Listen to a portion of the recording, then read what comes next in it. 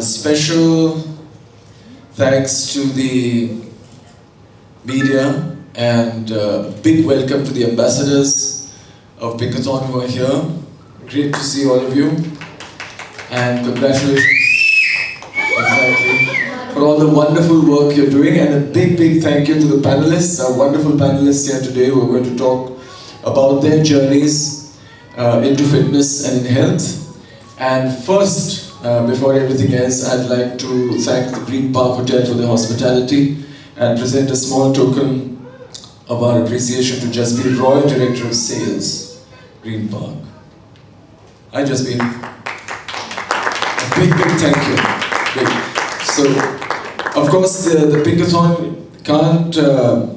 couldn't have become such a big community without the support of a lot of corporates, a lot of organizations, and Green Park has been a huge support for the last many years. Thank you so much.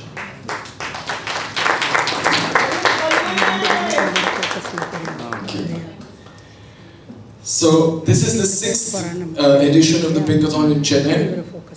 For those who don't know, the Pinkathon for me, it's bigger than a run. It's not just a marathon. It's just not just the 3, 5, 10 and 21 kilometers that we invite women to run in. It is a community across the country, and just how big that community has become, we know from the fact that we did a Pinkathon day last year, because there were so many inquiries from across the country saying, why can't we have Pinkathon in our city? Why can't we have Pinkathon in our town? And of course for us, for the United Sisters Foundation and for Maximus Events, there is a limit on how much we can do, and we really wanted to encourage people to take up this cause of women's health and getting women to take control of their lives through a very simple sport like running. This is the basic message. We wanted that message to spread everywhere across the country. And we started talking to people in other cities and saying, why can't you do an event yourselves? It's not that complicated, you know. And then we said we will guide you on how to do it. And all we said is you nominate your city, wherever you're from, whichever town, whichever city, nominate your town to do a Pinkathon in your town on one day, which was the 21st of October last year. And we finally had 63 cities participating across 150 locations. And not only that, in 6 countries, not just India. Yes, so that is the kind of, I would say that's the kind of popularity that the message has. People understand the value today of this message that women must stop neglecting their health, women must take control of their lives, and there is nothing easier than running to help you do that. Running is just the trigger. We don't say that you have to run. Running is the trigger. Running helps you to realize that you really can take control of your life, that you really can achieve, you really can dream, you can really hope to be the person that you are, the best version of the person that you are, if you just start with a simple thing like running. Because it's all about self-belief. It's all about believing that you are something that is to be valued, a person that is to be valued. Your dreams are valuable, your ideas are valuable, and you can do whatever you want to do in your life. There is nothing that can stop you. Society cannot stop you. Only you can stop yourself. This is the very simple message of Pinkathon that comes out and that we want to spread. So this year on the 20th of October, there are 80 cities participating in Pinkathon Day, over 200 locations and 10 countries. So that is the power of the community. That is the power of the community, and how the ambassadors of Pinkathon, and you'll see them in their t-shirts, beautiful grey and pink t-shirts. These are the people who have been the driving force behind spreading this message in every town and every city that the Pinkathon has a presence today, and every country that the Pinkathon has a presence today. So thank you all very much, and very happy to be back here in Chennai for the 6th time. Chennai has surprised us time and time again. In fact, the first time we came to Chennai, I remember I was told that, you know, women in Chennai are different. Yes, and of course they are. Of course they are. Of course, in wonderful ways. But what we were told was not a good way. This is In Chennai, they're not going to come and participate in this event. You know, they don't have time. They have too many other responsibilities. They're not interested in exercise. They said, you know, and the time we had it, the first Pickathon, the next day was Puthandu. You know, so they said, oh, but the next day is a big festival. And on the day before that, there will be pujas, and there'll be this, and there'll be that, and the women won't come. So I said, even if 50 women come, they will inspire the next 500 the next year. But we were so surprised that the maximum number of women that we had seen in Pickathon so far turned up in Chennai. In the first edition. So that was telling, you know, it also speaks about us as a society, how much we underestimate and how wrong our perspectives are about women. So we were in fact told, when we went to Bangalore for the first time, they said, don't do the event in the morning, you know. Because, and Bangalore is such a dynamic, such a sporting city, they still said, don't do the event in the morning, because of course, women have to make breakfast, they have to fill the dabbas, they have to do, you know, whatever they have to do. Do the event in the evening, when women are watching TV, and they will maybe not watch a soap or whatever they're watching, and they'll come and run in the event.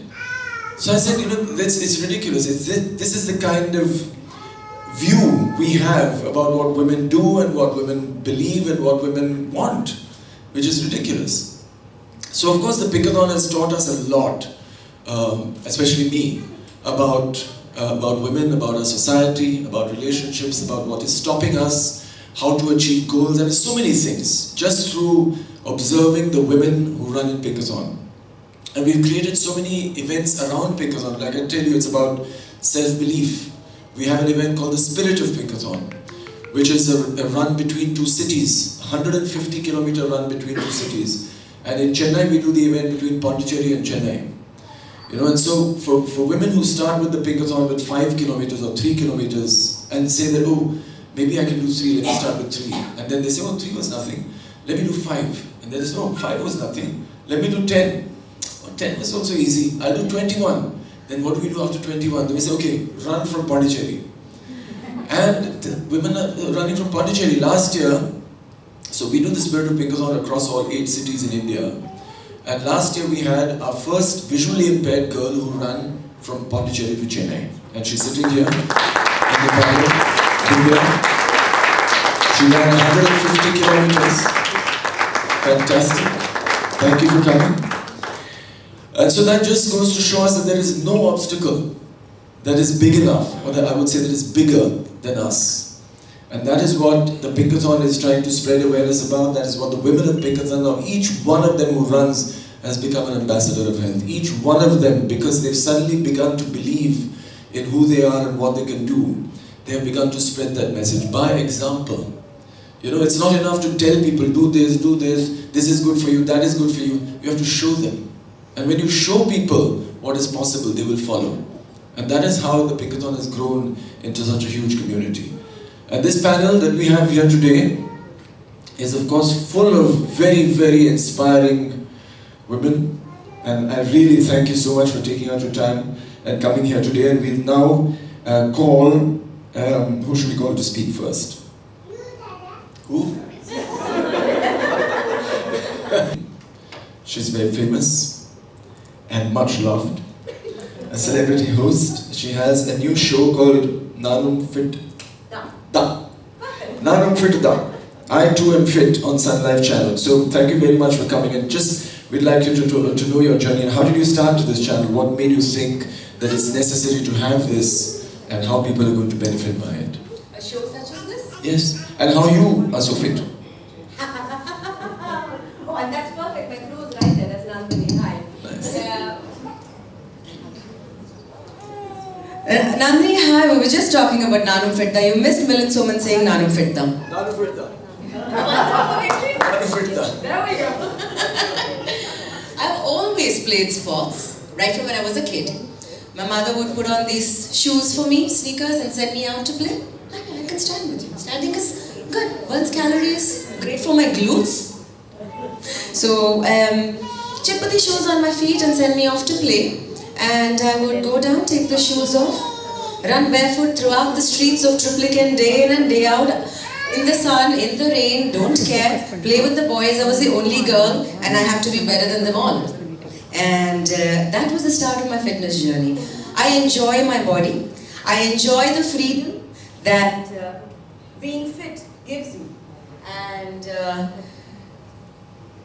that's the simplest thing in life. For us to do anything in life, for us to have fun, for us to be happy, our body needs to be happy. And for our body to be happy, fitness is the only way. I play sports. My latest is surfing, and that's thanks to Matthew Hayden, because he goes surfs here at Kowloon Point, and he was insisting that I try this out, and I went and I tried this out. I still wipe out, I eat water, I tumble, but I love it. I golf, I sail, I play badminton. I have various interests and I circulate them. Isn't that why we're here? No. Isn't that why we're here? Actually, talking of women and fitness, it's harder for women to get fit than it is for men. I'm not being sexist in any fashion, but women go through hormonal changes right from the time we hit puberty. If there are any Tamil channels, I can speak in Tamil if you want. Tamil channel irukingla? Any language. Any language is fine, okay. Right from when we hit puberty, month on month, we have our hormonal flux. And that can affect the way your body reacts to food, to rest, to anything for that matter. While it is going to be a greater challenge for women to focus on their fitness, again because of the societal setup that we have, the simplest thing for us to do is to remember that working at home alone is not exercise, that's being active. But in terms of exercise or in terms of staying fit, we need to understand our bodies, and for us to understand our bodies, we have to be in touch with it. And the easiest, most cost-effective and most accessible for all is walking, jogging or running. The roads are there, your legs are there, and that's it. You don't need anything more. I am a great admirer of his propagation of your propagation of the barefoot running theory. We spoke about this. We did this when we were children and we were so happy. We ran further. We actually ran further when we were barefoot. That's all you need. And that's all every woman needs, to get out there and run. Thank you. My pleasure. So I think that the takeaway, of course, is that we hear so much about what we need to do to stay fit, how we need to eat, what we need, all the complicated things, and so many different kinds of exercises. But the fact is, only if you find an activity you enjoy, can you actually do it sustainably? Can you do it regularly? Can you do it consistently?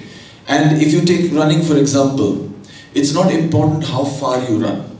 It's not important how fast you run. It is important how regularly you run. So if you create a good habit, which is an exercise, then that over time is going to balance your body. That over time is going to make you fit, and that over time is going to keep you healthy. So the simple thing, you want to say something else? Yeah. I want to add to this when we're speaking of balance. There's something that we are doing on my show on the lines of balancing. Again, we spoke of this. When we walk, when we run, these are microseconds of balancing that we perform. Every time we are on a single foot, we are actually balancing. And being able to balance is very, very vital for us to avoid any injury today or even later in life when we grow older. Applies to men and to women also. And so we were thinking of how do we speak of balancing. Now, balancing on one foot may not happen for everybody. Balancing on one foot may happen for some. For some it may take practice. I think he can close his eyes and balance for 15 seconds. I don't know. But when you balance on one foot, for people who can't do squats or lunges, it's a great workout for core, glutes, hamstring, knee, calf, ankle and feet. At the same time, balancing on one foot is a tester, a marker for indications later of microbleeds and in the mind. But most importantly, Balancing is the beginning to a fitness journey. And I have a challenge, a hashtag NFT, ooh, only one heel, where somebody can balance on just one foot, barefoot or in a heel. Can we try that out? Yes? Yeah? And whomever joins us, please, everybody is a great... Whoever would Now, like to join. now I have to say, she was on my show, Kanika was on my show, she gets telecast on Sunday, we balanced on the show together. So can we please? So, you are free to join. Anybody who would like to join in, what's the activity? You pick up your sari first? Yeah. Not only that much, because I'm a Tamil woman. Alright. And then? Either, or if you're confident, On your heels. 20 seconds is what we need on a balance. Come on, we all can. Ma'am, please turn this There's a side. saying in Tamil, Mamati. ஒத்த கால்ல நிக்கணும். ஒத்த கால்ல நிக்கணும். ஆமா, ஒத்த கால்ல நின்னு எல்லாரையும் ஒத்த கால்ல நிக்க வைக்க போறோம். 20 seconds is all we're asking for. Madam எல்லாரும் இந்த பக்கம் டர்ன் பண்ண சொல்லுங்க.